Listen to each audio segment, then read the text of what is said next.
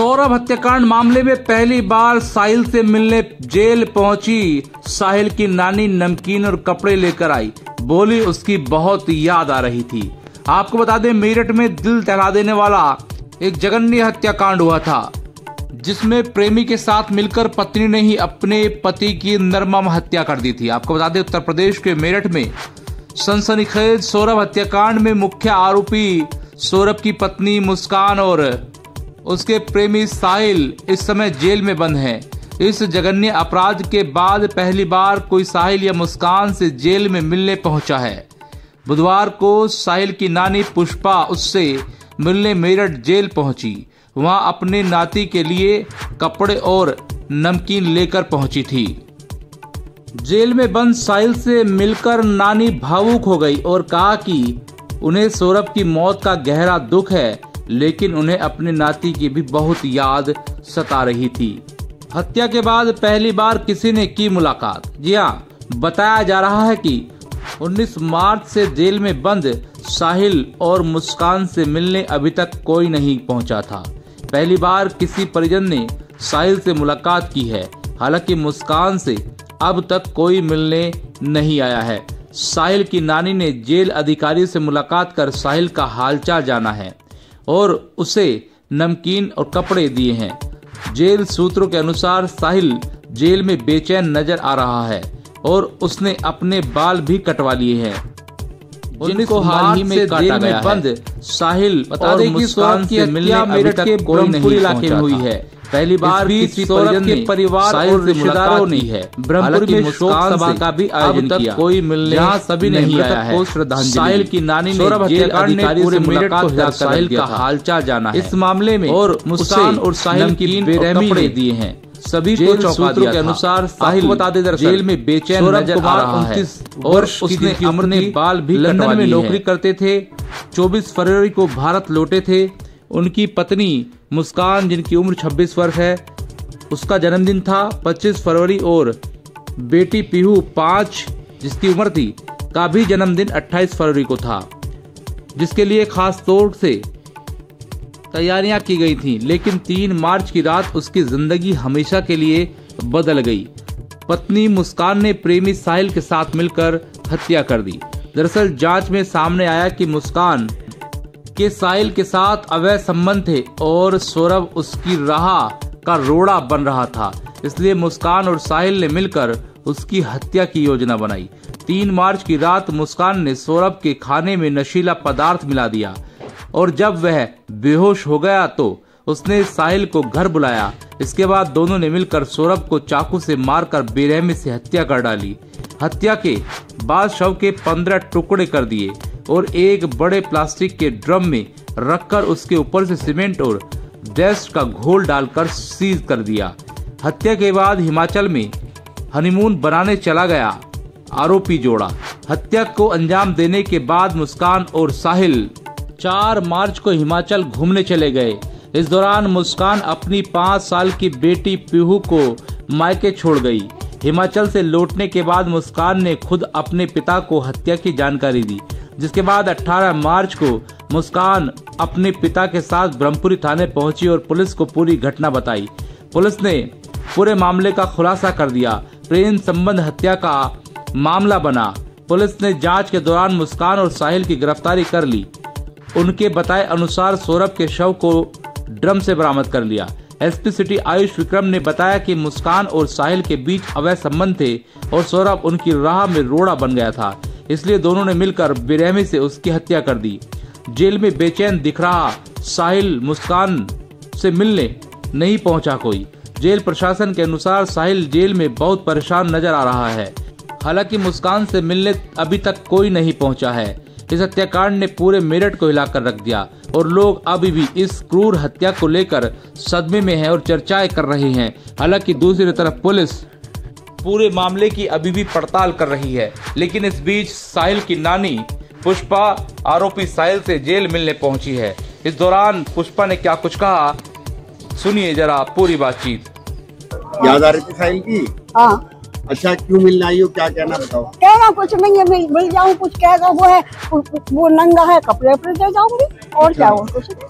आप कह रही थी ना कि मैं उसके साथ नहीं हूँ, लेकिन मैं मिलने आई हूँ बस। मैं ये नहीं कह रही साथ नहीं हूँ या क्या है, ये मुझे कुछ नहीं पता, मिलने आई हूँ, साथ का कोई हो ही नहीं है का कहना।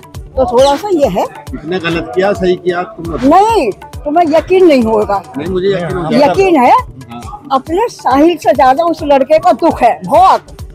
सूर्य नारायण मेरे आगे हैं, झूठ नहीं है, उसका बहुत दुख है जो हुआ उसके साथ, अति हुई बस। चलो अब क्या क्या होगी उससे साहिल से? अब जाऊँ देखूँ क्या कहता है, जब वो है अब जो कुछ लाई कपड़े अपने दे दूँ। अच्छा, कपड़े और क्या लाई उसके लिए? और एक नमकीन का वो लाई हूँ, और वो लाई क्या है, कहाँ सामान तुम्हारा है? सामान कहाँ है? कोई अंदर पड़ा है। अच्छा अच्छा, हाँ? मतलब साहिल की याद आ रही थी आपको? अरे मिलना तो था ही किसने। और सुनो सुनो, ये हटा लो।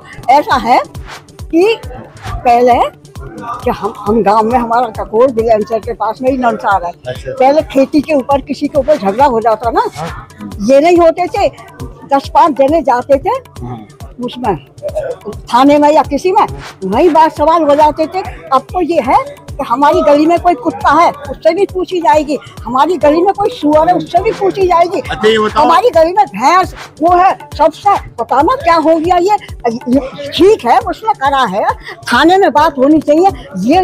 ये देख कर तो ऐसा लगा क्या है, अति हर चीज की अति हो रखी, हर चीज की। अच्छा, तो बताओ दामाद क्यों नहीं आया?